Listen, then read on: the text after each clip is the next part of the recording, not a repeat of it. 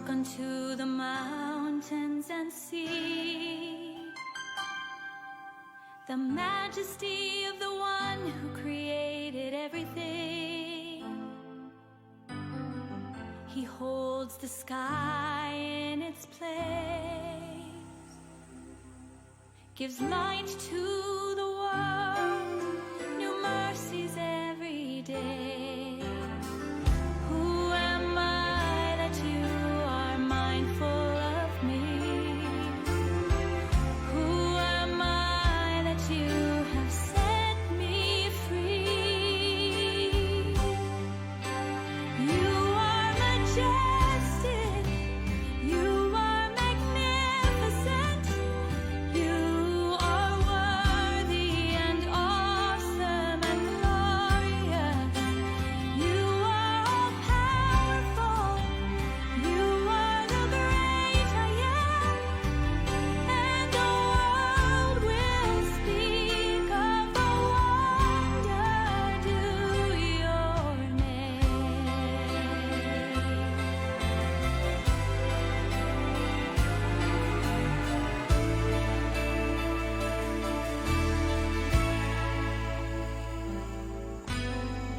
I see the new life you've made, the hands that you formed, the body that was framed, and all the days of that life were written in your book before there was time. Who am I that you are mindful of me? Who am I that you have set me free? You are majestic, you are magnificent, you are worthy and awesome and glorious. You are all powerful, you are the great I am, and the world will speak of the wonder due your name.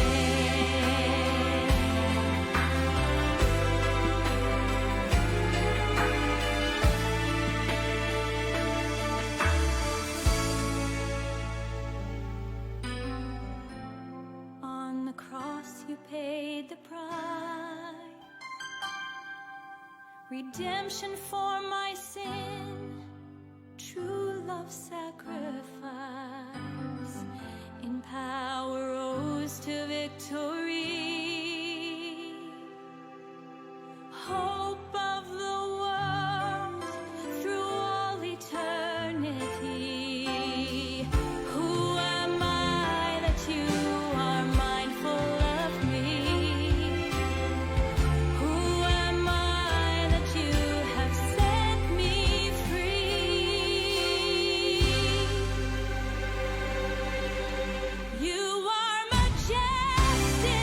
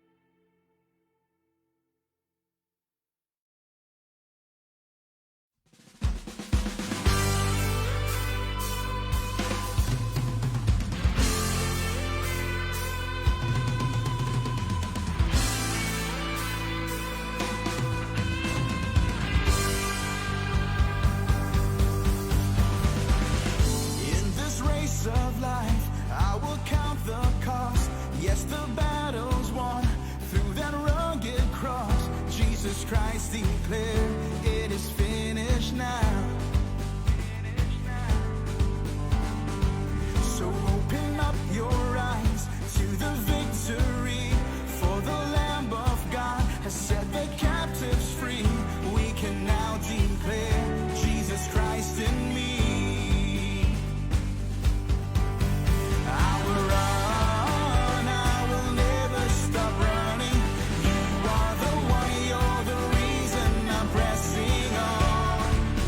I will run as you faithfully finish the work you've begun in my life. I am pressing on. Jesus, I'm pressing on. There's no turning back from this life you gave. I will run this race and throw my sins away. I can now declare I have been set free. Jesus Christ, my King, He's alive in me. I will run, I will never stop running. You are the one, you're the reason I'm pressing on. I will run as you faithfully finish the work you've begun in my life. I am pressing on. Jesus, I'm pressing on. You're the reason I sing. You're my God and my King. You are holy. You are holy. You have carried my shame. There is life in your name. You are worthy. You are worthy. You're the reason I sing. You're my God and my King. You are holy. You are holy. You have carried my shame. There is life in your name. You are worthy. You are worthy. You are worthy. Oh, I will run. I will never stop running. You are the one, you're the reason I'm pressing on. I will run as you faithfully finish the work you've begun in my life. I am pressing on. I will run, I will never stop running. You are the one, you're the reason I'm pressing on. I will run as you faithfully finish the work you've begun in my life. I am pressing on.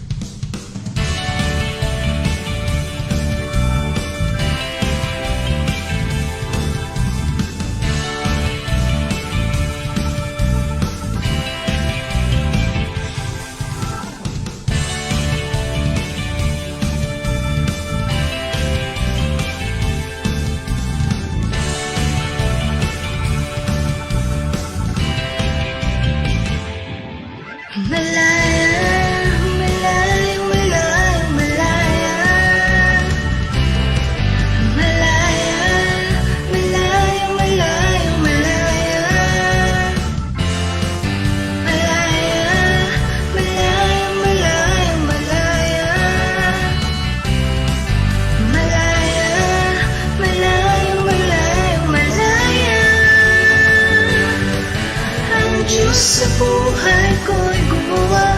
Naranasan ang kanyang himala. Sa sakit at karamdaman ko, pinalaya ang kasalanan at ang kalungkutan ay ginawian ng lubos at kapangyarihan ng Diyos ay aking nararanasan.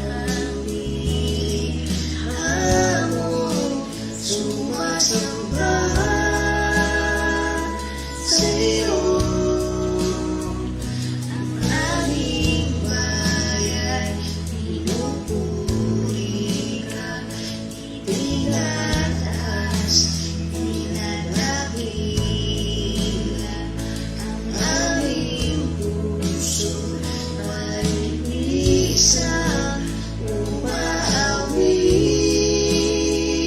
sa'yo. Mahalagang bagay na iyong ibinukod. Mahalagang bansang sa'yo lamang sumusunod. Maghari ka't manan sa aming pagpupuri. Ikaw lang, O Diyos.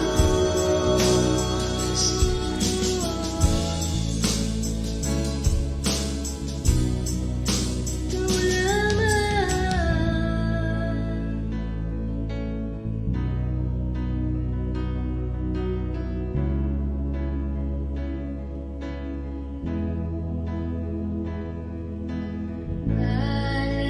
Hallelujah, hallelujah. Pinupuri ka namin. Hallelujah, hallelujah. Pinupuri ka namin. Hallelujah, hallelujah. Pinupuri ka namin. Hallelujah, hallelujah. Pinupuri ka namin. Hallelujah, hallelujah. Pinupuri ka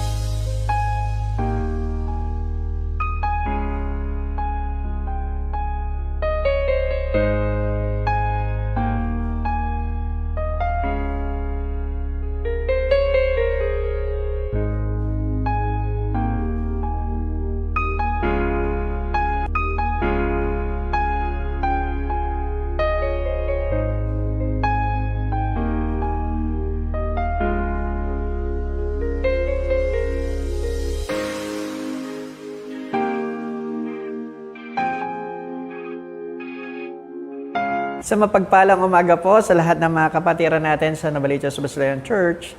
At isang mapagpalang umaga po ang pinapaabot ng mga kapatiran natin mula sa Novaliches Wesleyan Church sa lahat po ng kasama natin today na nakikibahagi sa gawain ng Panginoon sa ating panambahan online.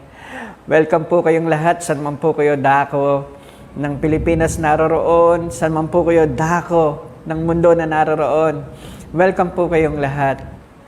Sa lahat po ng mga daddy, ama, tatay, papa, papsi, itay, o lolo, Happy Father's Day po sa inyong lahat. Patuloy nawa pong pagpalain ng Diyos ang lahat ng magigiting na ama ng tahanan. Pagpalain nawa ng Panginoon ang inyong kalakasan. Pagpalain nawa kayo ng Panginoon ng karunungan. Patuloy nawang pagpalain ng Panginoon ang gawa ng inyong mga kamay para sa katataguyod ng inyong pangangailangan. para sa katataguyod ng pangangailangan ng inyong pamilya. May the Lord bless you all. Muli sa lahat po ng mga tatay sa buong panig ng mundong ito, Happy Father's Day po sa inyong lahat. Let us pray. Panginoon Diyos, salamat po sa dakilang pagkakataon na binigay mo sa amin sa araw na ito upang kami magtipon-tipon sa iisang layunin na itanghal ka sa aming mga buhay, magbalik ng pasasalamat sa ginawa mong kabutihan sa aming mga buhay, at purihin ka ng higit sa lahat sa aming mga buhay. Nawa po sa tulong ng iyong banal na presensya at ang pagkilos ng iyong banal na Espiritu na siyang gagabay sa aming munting talakayan sa umagang ito, sa pagtukoy sa aming pagkakilanlan bilang mga Kristiyano sa loob ng aming mga tahanan. Tulungan mo po kami at kami iyong pagpalain. Ito po, Panginoon, na aking dalangin na may papuri pasasalamat sa tanging pangalan ni Jesus. At ang lahat ay magsabi ng Amen. Magandang umaga po sa ating lahat. Muli, sumainyo ang pagpapala ng Panginoon and welcome po muli sa lahat ng mga minamahal nating mga kapatiran sa Panginoon. San man po kayo naroroon today, kayo man po ay nasa inyong mga tahanan, nasa Metro Manila, nasa probinsya, o nasa abroad. Welcome po kayong lahat sa ating Panambahan Online. Welcome po sa Novaliches Wesleyan Church. Sa mga ngayon pa lamang po na nakakakilala sa akin, ako po ay may 3 anak na at malimit po naming naitatanong, lalo na po sa bunso naming anak na si Rina, kung sino ang kanyang kamuka.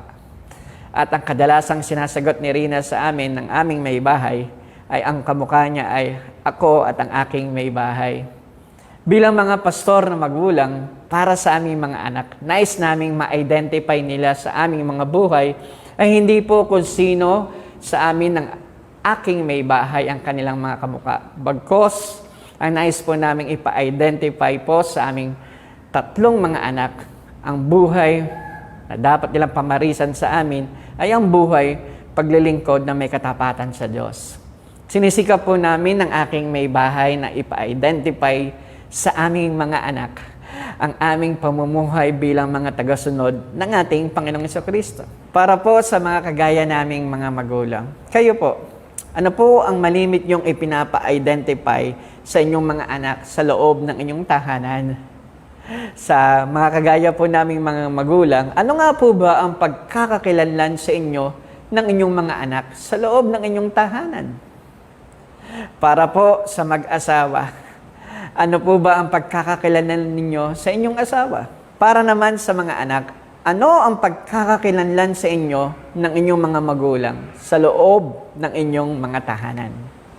Kamusta po ba ang pagkakakilanlan ng bawat isa sa atin sa loob ng ating mga tahanan? Sa ating pong pagpapatuloy ng ating sermon serye, My Christian Identity. Today, we will be talking about kung ano po ang ating identity bilang isang Kristiyano sa loob ng ating mga tahanan.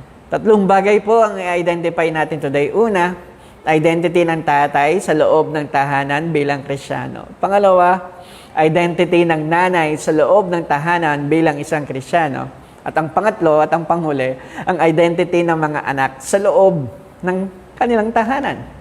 Pasimulan po natin ito bilang ama sa loob ng ating tahanan. Kamusta po ang ating identity? Nakikita po ba ng ating asawa at ng ating mga anak that we are a follower of Christ? Nakikita po ba ito sa ating mga tatay? Sa ating mga papa, sa ating mga tatay, or sa mga lolo na? Nakikita ba ito na ikaw ay tunay na follower of Christ sa loob ng inyong mga tahanan? Sabi ng salita ng Diyos sa 1 John chapter 2 verse 6, sino mang nagsasabing nananatili siya sa Diyos ay dapat mamuhay tulad ng pamumuhay ni Jesucristo. Kung sinasabi ng mga ama sa loob ng tahanan na siya ay nananatili sa pagsunod sa Panginoong Jesucristo, dapat nakikita ito sa kanyang pamumuhay sa loob ng kanilang tahanan. Tayong mga ama ng ating mga tahanan, ang dapat po nating ipakita sa loob ng ating tahanan ay ang pagiging imitators po natin ng ating Panginoong Jesucristo upang maipakita nating mga ama na tayo ay ganap na tagasunod ng ating Panginoong Jesucristo, nang una natin dapat gawin, gayahin natin ang pag-ibig ng ating Panginoong Diyos. Kung ginagaya po natin ang pag-ibig ng Diyos sa loob ng ating tahanan, hindi po dapat marahas ang pananalita nating mga tatay. Hindi po marahas ang mga sinasabi natin sa ating kabiyak, sa ating mga anak, at sa loob ng ating tahanan. At kung ginagaya po natin ang pag-ibig ng Diyos sa loob ng ating mga tahanan, tayong mga ama, hindi ho tayo nagtatangi. At kung ginagaya ho natin ang pag-ibig ng Diyos bilang Kristiyanong ama sa loob ng ating mga tahanan, hindi po tayo mapagmataas. At kung ginagaya po natin ang pag-ibig ng Diyos sa loob ng ating tahanan, hindi po tayo nagtatanim ng sama ng loob. Marunong umunawa. Kung ginagaya po natin ang pag-ibig ng Diyos sa ating mga buhay, makikita po ito sa loob ng ating tahanan na marunong din tayong umunawa sa bawat kasapi ng ating pamilya. At kung gagayahin po natin ang pag-ibig ng Diyos sa ating mga buhay, marunong po tayong magpatawad. Napakaraming halimbawa kung paano natin gagayahin ang pag-ibig ng Diyos, at isa dito ay ang hindi makasarili. Ang tatay na Kristiyano sa loob ng tahanan, hindi siya makasarili. Iniisip niya ang kapakanan ng bawat kasapi ng kanyang tahanan. Kung ginagaya natin ang pag-ibig ng Diyos sa ating mga buhay, tayong mga ama, hindi po tayo nananakit. Ang Diyos kailanman hindi nanakit. At kung patuloy nating ginagaya ang pag-ibig ng Diyos bilang mga ama na siyang dapat nating ipakita sa loob ng ating tahanan, napaka-maalalahanin mo dapat. At kung patuloy mong ginagaya ang pag-ibig ng Diyos sa iyong buhay bilang ama, makikita ito sa loob ng iyong tahanan na ikaw ay mapagbigay. At kung patuloy mong ginagaya ang pag-ibig ng Diyos sa loob ng iyong tahanan bilang mga ama, at dapat itong makita sa loob ng iyong tahanan, ikaw ay mapagtiwala sa Diyos. Ikalawa na dapat tularan nating mga ama ng tahanan mula sa ating Panginoong Jesucristo upang matukoy ng ating mga kasama sa loob ng tahanan ang ating pagiging tagasunod ng ating Panginoong Jesucristo. Gayahin natin ang pamumuhay ng ating Panginoong Jesus ng may katuwiran. Ang sabi ng salita ng Diyos sa Kawikaan chapter 12 verse 13, at ang sabi ng salita ng Diyos ay ganito: ang taong gumagawa ng masama ay walang katatagan, ngunit ang taong matuwid ay matatag tulad ng isang punong kahoy na malalim ang ugat. Isa sa mga makakatulong sa ama ng tahanan upang matukoy ang kanyang identity sa loob ng kanyang tahanan ay ang pagpapakita niya na siya ay namumuhay ng may katuwiran na naaayon sa Diyos. Namumuhay siya ng matuwid ng naaayon sa Diyos sapagkat batid ng ama na ito, naganap niyang mahal ang Diyos. In all that he do, God is his number one priority. Ito po sana yung unang ma-identify na mga mahal natin sa buhay. Especially ng ating asawa at ng ating mga anak, na number one priority nating mga ama sa ating buhay, na pagharian ng Diyos ang ating mga buhay, at nang sa gayon makapamuhay po tayo ng kalugod-lugod sa ating Diyos. Ikalawang pagkakilanlan ng ama sa loob ng tahanan bilang may matuwid na pamumuhay, siya ay mapagmahal sa kanyang asawa. Sinabi ng salita ng Diyos sa Ephesians chapter 5 verse 25, mga lalaki, mahalin ninyo ang inyong asawa na gaya ng pagmamahal ni Kristo sa iglesia. Inihandog niya ang kanyang buhay para sa iglesia. Kamusta po ba tayo mga tatay? Ano nga po ba ang pagkakakilanlan sa atin ng ating mga misis? Mahalaga po ba sa atin ang opinion nila? O ang opinion lang natin ang mahalaga? Kung talagang mahal natin ang ating mga asawa, we will always listen to her opinion and respect her opinion. If you will show respect, maipapakita mo to your wife and to your family that indeed you are a true follower of Christ. Upang maipakita natin sa ating asawa na mahal natin sila, I-appreciate natin sila araw-araw. When was the last time, mga sir, mga tatay, when was the last time you appreciate your wife? Nung nakaraang anniversary nyo? Nung nakaraang birthday niya? Nung nakaraang Mother's Day pa? Let us show our love to our wife by appreciating them every day. I-appreciate natin ang pagmamahal nila sa bawat membro ng pamilya natin. Na malat 24 oras na ipinapadama nila ng kanilang pagmamahal sa atin. Ikatlo, upang makompleto ang ating pagpapadama ng ating pag-ibig sa ina ng ating tahanan, nang sa gayon maipakita natin na tayo ay may matuwid na pamumuhay, ipanalangin natin sila araw-araw. Nagkakaroon pa ba tayo ng quality time with our wife to pray together? Isa po ito sa makapagpakita ng labis nating pagmamahal sa ating asawa. When we have time sa bawat araw to pray together with your wife. Napaka gandang ipakita po ito bilang Kristiyanong ama sa loob ng tahanan na nakikipag-pray po tayo sa ating mga kabiyak. Ikatlo, upang ipakita ng ama ng tahanan ang dapat niyang pagkakakilanlan bilang Kristiyano sa loob ng kanilang tahanan bilang may matuwid na pamumuhay na naaayon sa Diyos, mahal niya ang kanyang mga anak. Buong sikap na itinuturo ng ama sa loob ng tahanan sa kanyang mga anak kung paano ibigin ng ganap at lubos ang ating Diyos. Buong sikap na ginagabayan ng ama ng tahanan ng kanyang mga anak sa mabuting asal. Buong sikap na itinataguyod ng ama ng tahanan ang kapakanan ng kanyang mga anak. Isa po sa mga dapat matukoy na pagkakakilanlan nating mga ama sa loob ng ating tahanan ay ang pag-imitate po natin sa ating Panginoong Hesus. Po sa mga dapat natin tularan sa ating Panginoong Hesus ay ang buhay niya na may kabanalan at ang lifestyle niya sa kanyang pananalangin.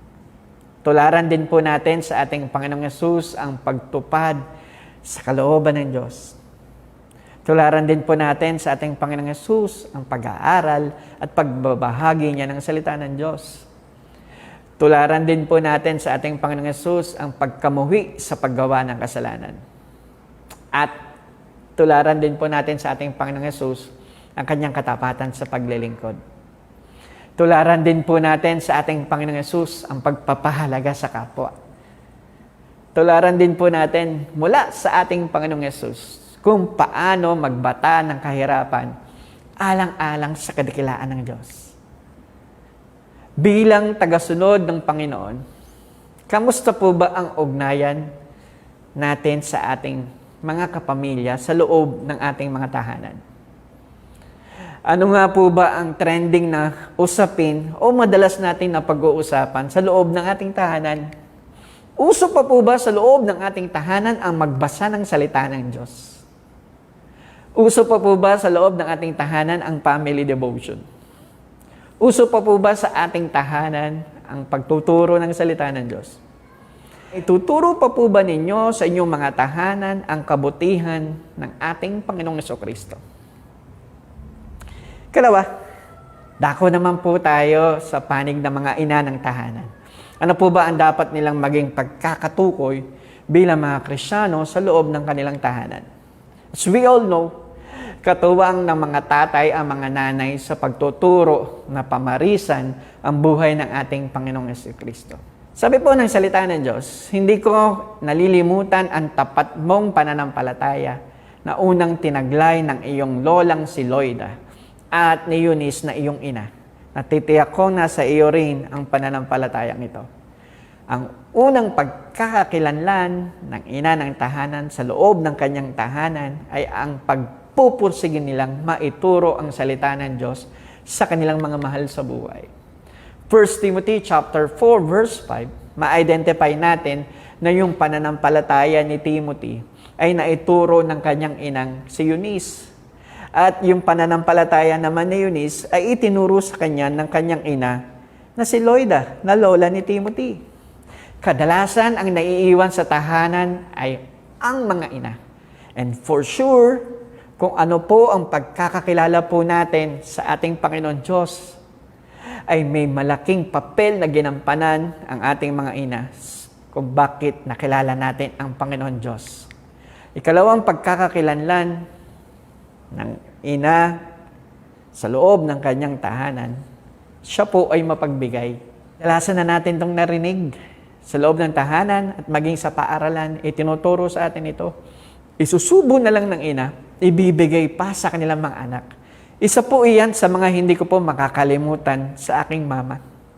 Lahat po tayo ay tinuruan ng ating ina na huwag maging maramot, bagkus maging mapagbigay. Ikatlo ng pagkakilanlan po ng ating ina sa loob ng ating tahanan, siya ay tapat at tagasunod ng ating Diyos. Hindi po make-up, mamahaling gamit, gadgets, online games, o TikTok ang itinuturo niya sa kanyang mga anak. Bagkus ang tinuturo niya sa kanyang mga anak ay kung paano maging tapat sa pagsunod sa ating Diyos. Ipinapakita ng isang Kristiyanong ina sa loob ng kanyang tahanan ang kaayusan ng kanyang pamumuhay. Nagpapasakop siya sa kanyang asawa.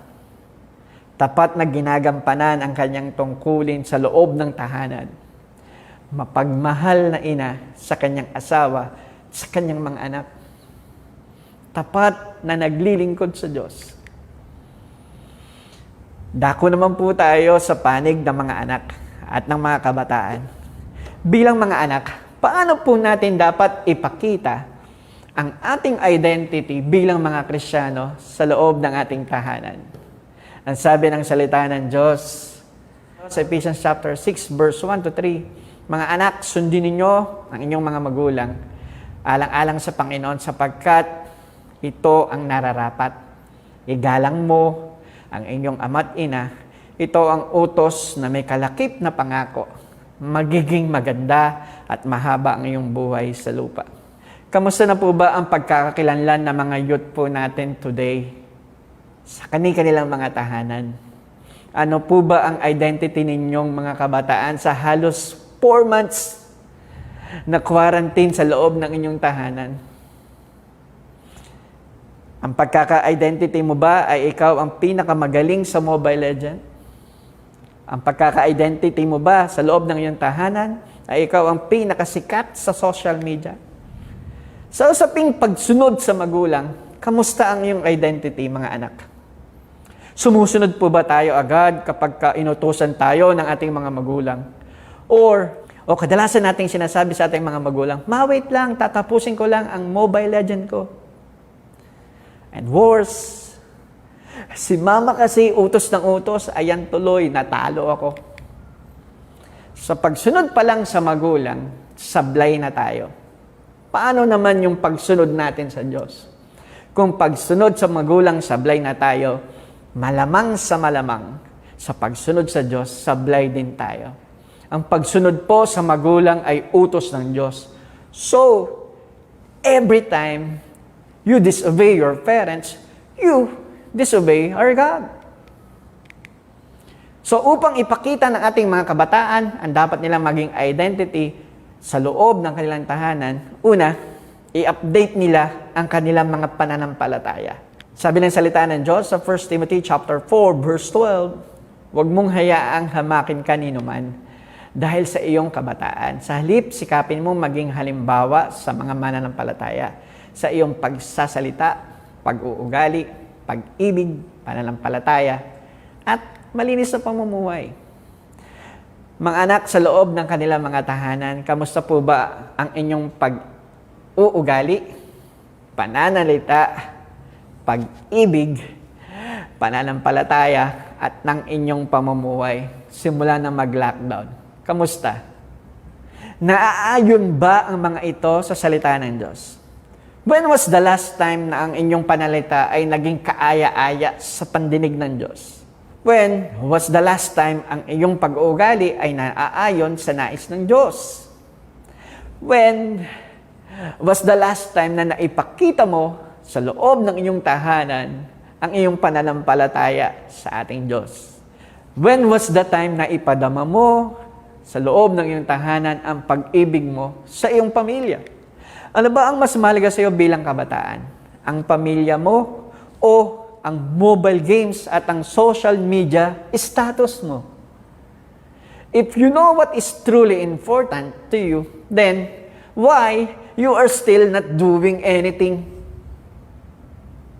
Galaw-galaw, mga kabataan, baka ma-stroke. Upang maipakita ng mga kabataan ang dapat nilang maging pagkakatukoy bilang Kristiyano sa loob ng kanilang tahanan, i-update ng mga kabataan ang kanilang pananalita, pag-uugali, pag-ibig, pananampalataya, at malinis ng pamumuhay na naaayon sa Diyos. Nalimot na ba ninyong mga kabataan ang sinabi ni Gat Jose Rizal na kayong mga kabataan ang pag-asa ng bayan? Paano ka magiging bahagi ng pag-asa ng bayan kung sa iyong tahanan pa lamang hindi ka na maasahan? Sinabi ng salita ng Diyos sa 1 Timothy chapter 4 verse 13, habang wala pa ako riyan, iukol mo ang iyong panahon sa pagbabasa ng kasulatan, sa harap ng mga tao, sa pangangaral at sa pagtuturo. Kung magagawan natin ng paraan, i-update yung mga karakter natin sa mga online games natin, sana mas nabibigyan natin ng pagpapahalaga ang pag-update natin sa pagbabasa at pag-aaral ng salita ng Diyos sapagkat ito ang mas mahalaga. Nowadays, our youth is identified as mobile gamers rather than Christ followers. Hindi po ba mas magandang ma-identify ang mga kabataan natin today bilang mga Christ followers kaysa mobile gamers? Ikalawa na dapat pagkakatukoy ng ating mga kabataan sa loob ng ating tahanan. Dapat i-upload ng ating mga kabataan ang salita ng Diyos sa kanilang mga buhay. Magbasa, manalangin, at magbahagi. Huwag mong kaligtaan, basahin ang aklat ng kautusan, pagbulay-bulayan mo iyon araw at gabi upang matupad mo ang lahat na nakasaad doon. Sa ganon, magiging masagana at matagumpay ang iyong pamumuhay. Josue 1:8. Huwag ninyong kaligtaang mag-upload ng salita ng Diyos sa bawat araw ng inyong mga buhay. Mag-upload ng maka-Diyos na pamumuhay.